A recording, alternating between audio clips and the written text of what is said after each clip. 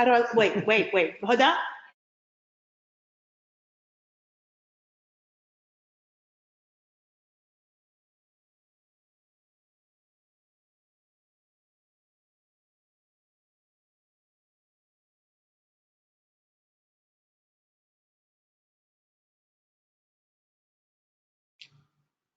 Good morning, everyone, and welcome to the Realopedia Dubai Real Estate Institute webinar.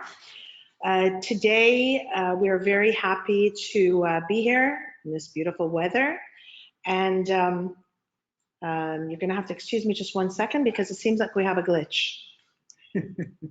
Okay, so I am Laura Schwery, your host and MC today.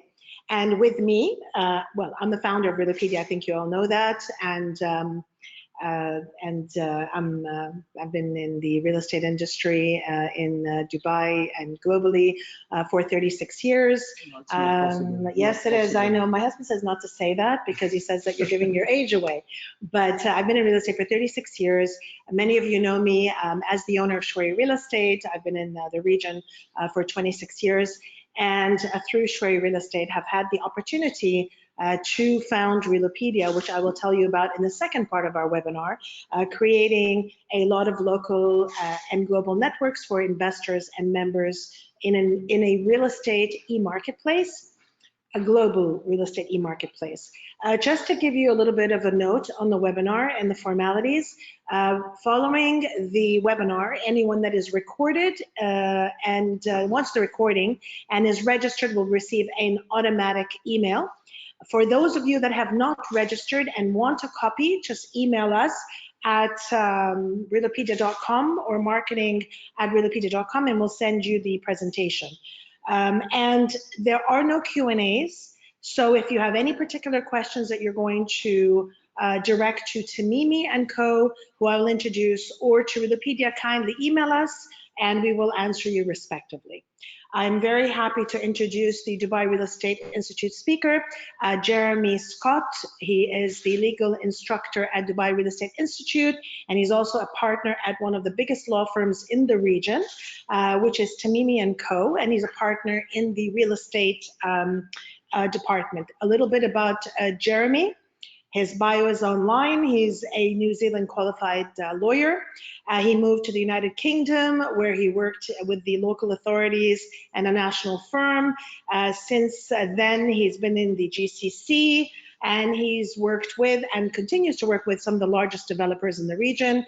Again, Tamimi and Co is one of the largest real estate law firms and probably the one that comes to mind when people think about real estate in the region, or when people want to sue people in the region, they come to Tamimi. So without further ado, I'm very happy to introduce Jeremy, who will take you through the Dubai Real Estate Laws Update. Good morning, Jeremy, and welcome on board. Good morning, thank you. So I haven't been, I probably look like I've been in the region for longer than you, but that's not actually the case. Are you saying you're younger than me, Jeremy? No. 12 years. 12 years, okay, fantastic. Well, enjoyed it, and a lot has happened. And a lot has happened, and it's a very interesting time in real estate today. It's a very interesting time for not only for investments, but for people globally to understand that there is a structure in Dubai, whether it's strata, whether it's investor laws, whether it is the work that the Real Estate Regulatory Authority has worked on religiously over the years to create these structures for investors and for the 200 plus nationalities that come to Dubai that can make a home, that can buy property, and to understand. And there's still a lack of understanding from the West, and I know that because I was just there 10 days ago. They don't understand all the rules and regulations in Dubai. They don't understand you can own a property, and they don't understand, and they don't, you can go online and you can Google information, but they always like to know that they get that information from a qualified source. And so this is why we're here today, because this webinar that we create in this room and in the Dubai Real Estate Institute and in the Dubai Land Department with Tamimi, with Realopedia, goes viral. And so everybody winds up sharing it and knowing, and it's all about sharing knowledge, isn't it? That's right. I think what I'm going to emphasize is that this is very much a journey. Mm-hmm. Hang on, another just go down, just click downwards, yeah. There we go. We're very casual here, just click downwards, there you go. Yeah. Yeah, so I've called it the real estate journey from I a like that. lawyer's perspective. And I think to put it over a time period, we see more clearly where we've come from and perhaps where we're going. So Okay. that's the approach I've taken to it. Fantastic.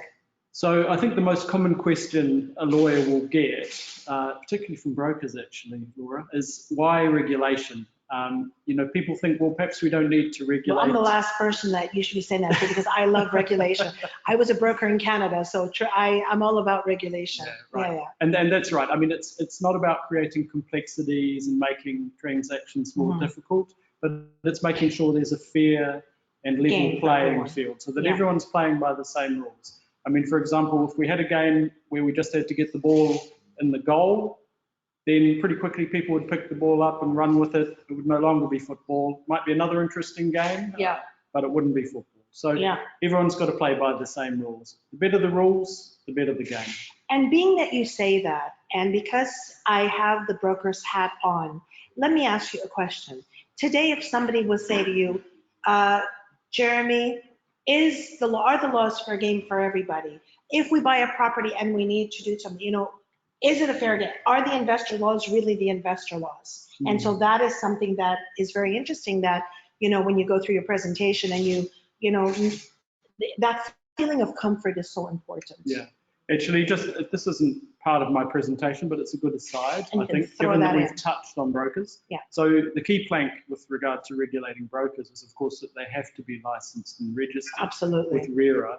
And RERA can, of course, remove their license if they didn't play by the rules. Absolutely. And on top of that, of course, they have to do the various courses with the Dubai Real Estate Institute.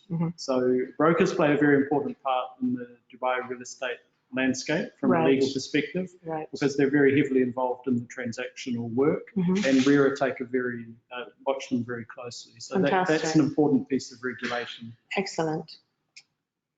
Okay, so for me, Dubai's real estate journey really commenced in 2006. The real estate has always been here. Of course, there's been activity in the real estate market, but it changed significantly in 2006. And it changed primarily with law number 7 of 2006, which made it mandatory for everybody to register their real estate in the real estate register at the land department where we're sitting. So this guaranteed people their real estate rights. It gave titles which were searchable, which guaranteed the ownership, and everybody could rely on. So that was a very important law. On top of this, there was regulation number 3 of 2006, which allowed foreigners to invest in the real estate market. So this was another very important aspect. And this, of course, opened up the Dubai real estate market, or parts of the Dubai real estate market, the designated areas as we call them, to foreign investment. And this is really the start of the Dubai real estate story. And interesting, it all started in 2006 and we are now 2019. Right. So look how long the law has been worked on, amended and perfected. So that's right. It's great. Yeah. And just to be fair, there was always, before 2006, the land department was here, and there was always a system of titles. But this regulation made it mandatory to register and ensure that practice became well established. Absolutely. Okay, so after that, everybody knows that Dubai really started to take off as a jurisdiction to invest in, and there was a lot of investment and a lot of construction and development. So the next suite of laws, if you like, were more around the financing of real estate and more about protecting investors who were investing in real estate, particularly off-plan investment. So we had law number 8 of 2007 concerning escrow accounts in the Emirate of Dubai. And this required that all investors' funds that developers received went straight to an escrow account. And that escrow account was registered with RERA. It was with a bank that was authorized by RERA to hold it pursuant to an escrow agreement. And the money that was invested could only be used on the projects that particular investor had invested in. Then the other one was law number 13 of 2008, and this is like the flip side of the escrow law. So when you sign a contract for a property off plan, you have that contract registered with RERA, so with the land department, the real estate authorities, So that way you're linking the payments you're making and the contract to a particular unit in a project. Yes. And that was mainly for the developer projects. That's right, yeah. And then the other important law was law number 14 of 2008, which is the mortgage law. So that brought in a fairly, I would say, international standard of mortgage law, which relates to financing. And of course, if there are defaults, there are procedures by which the banks can recover the money that they've given to the investor. Right. So you can't have a full and comprehensive real estate network or financing if you don't have a mortgage law.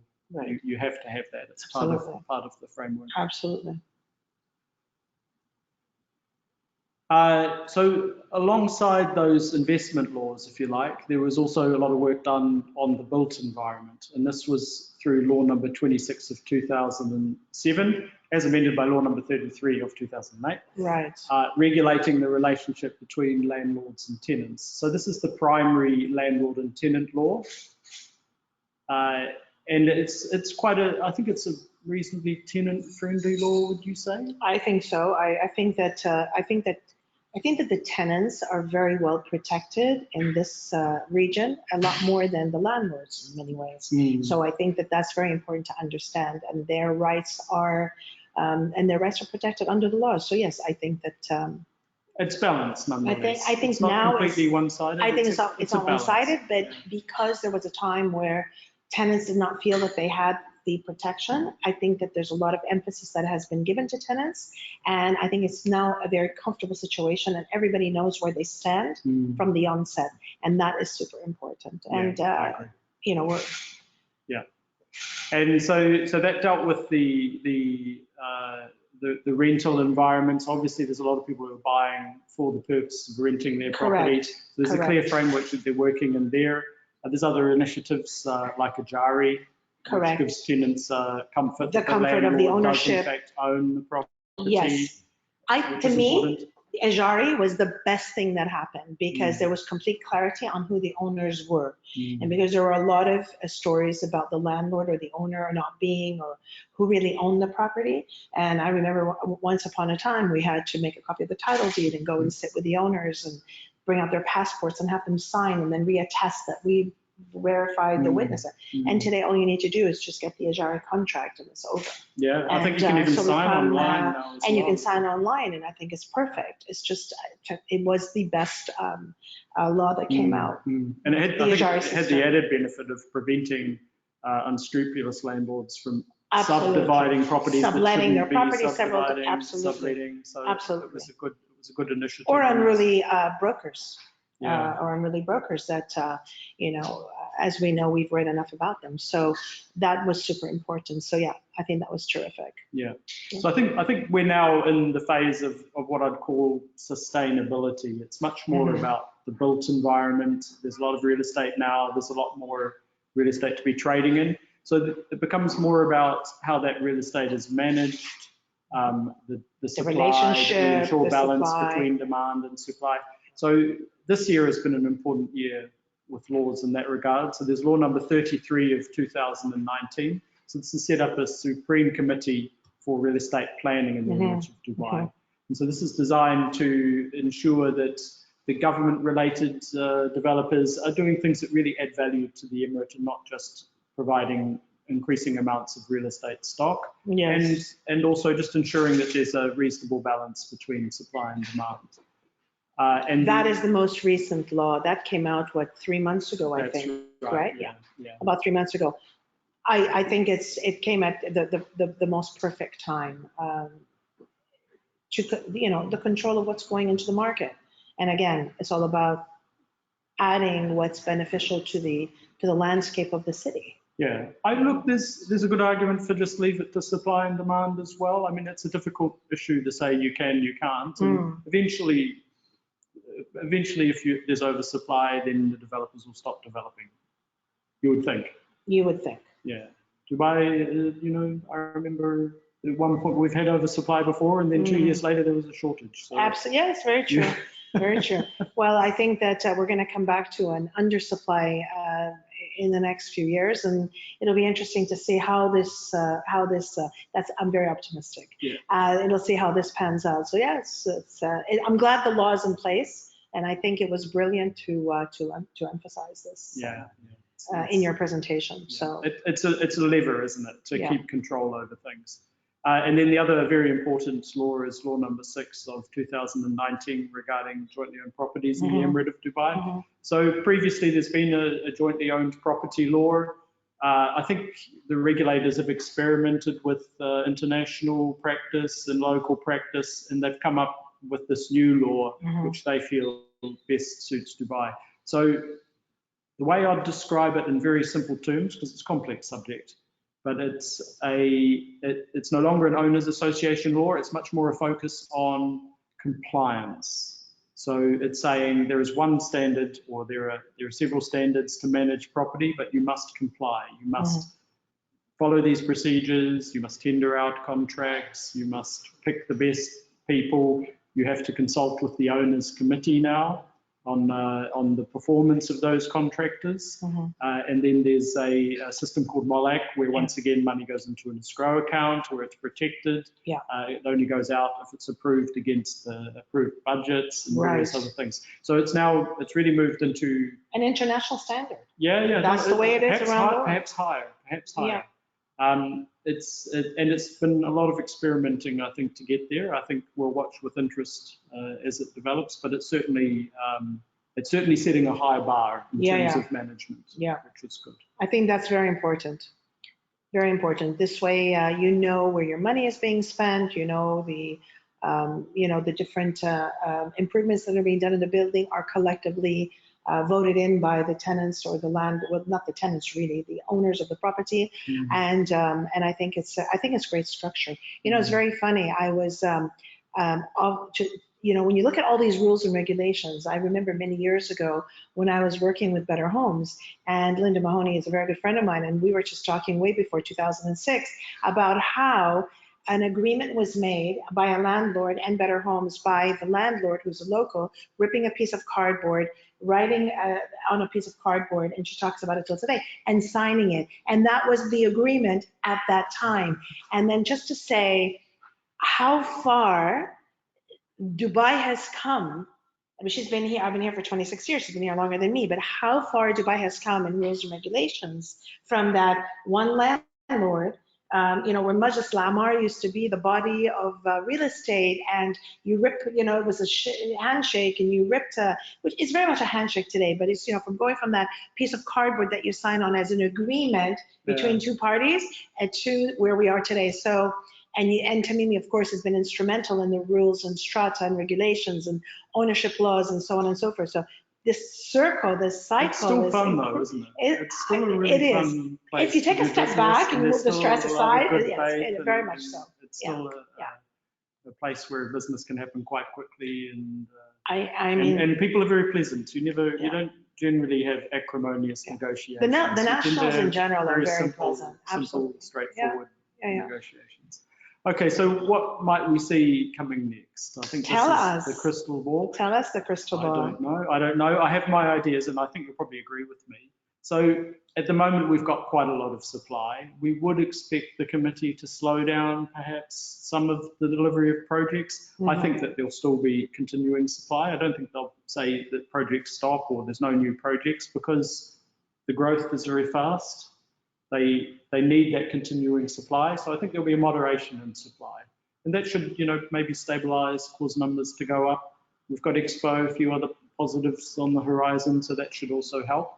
I think we're going to see the government entities or government-related entities looking more to partner with business. So I think that means more built-to-suit type real estate, purpose-built properties, data centers, educational facilities, universities, facilities that's needed for the growth of the country, of the Emirate.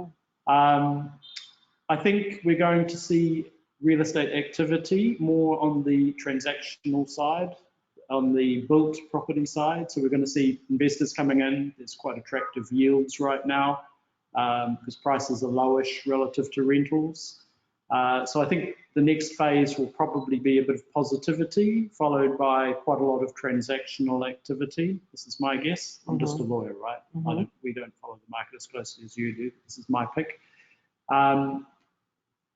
And I think there'll be a lot of activity around tech innovations. And I think this is probably going to be more in the management space. I think it's energy efficiency, it's property management, managing your tenants, tendering and procurement. So I think there's going to be a lot of that coming in. And I think Dubai is really working hard on being a leader in that space. There's a lot of money going into startups and tech projects.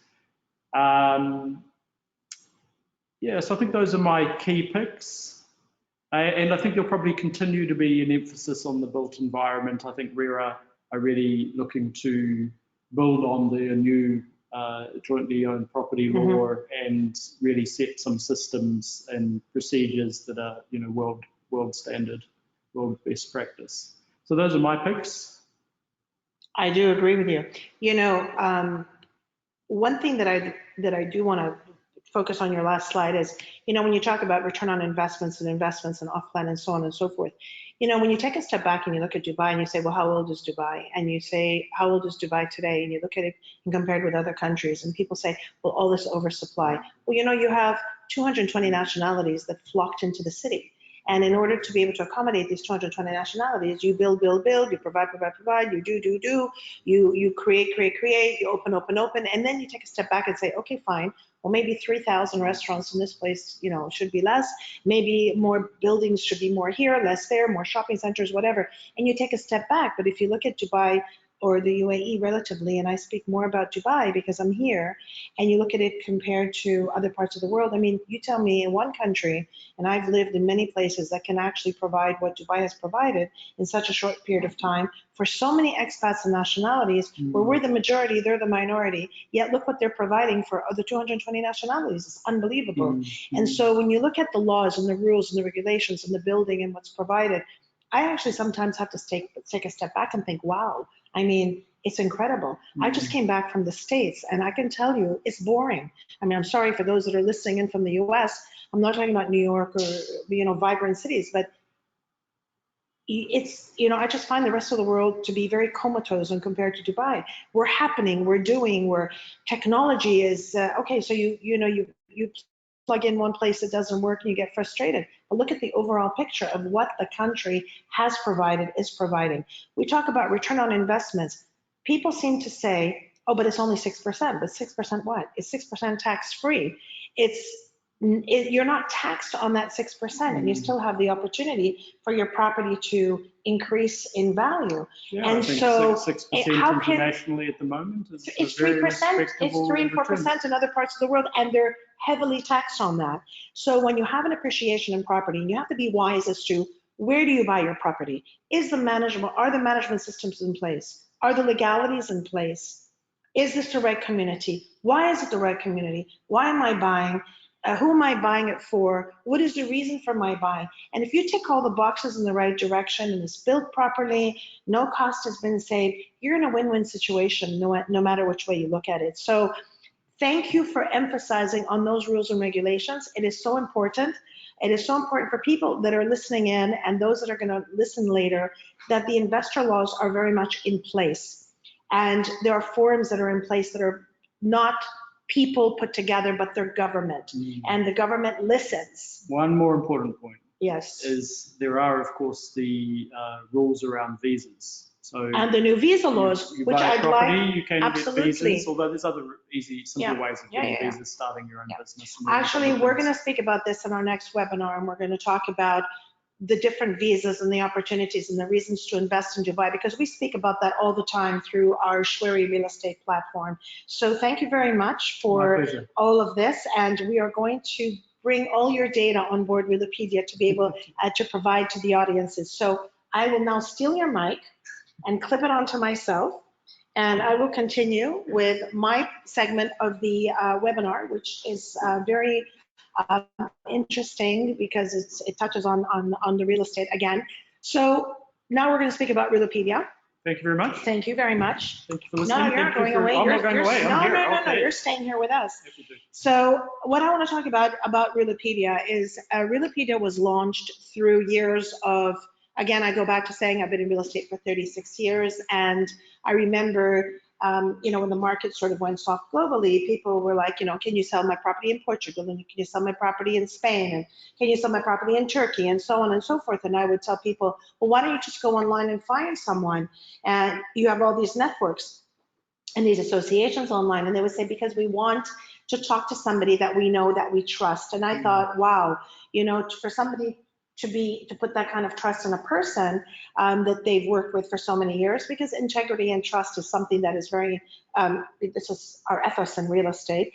I thought, let's build a global platform and let's, call it Realopedia, that emphasizes the real estate, the O being the globe of the world, and then the Pedia being data information that comes from reputable bodies. Like Dubai Real Estate Institute is our partner, and we've been the Dubai Land Department in 2000 and a few years ago endorsed us as being a trusted source of property and data and information from the industry, and we thought that was wow.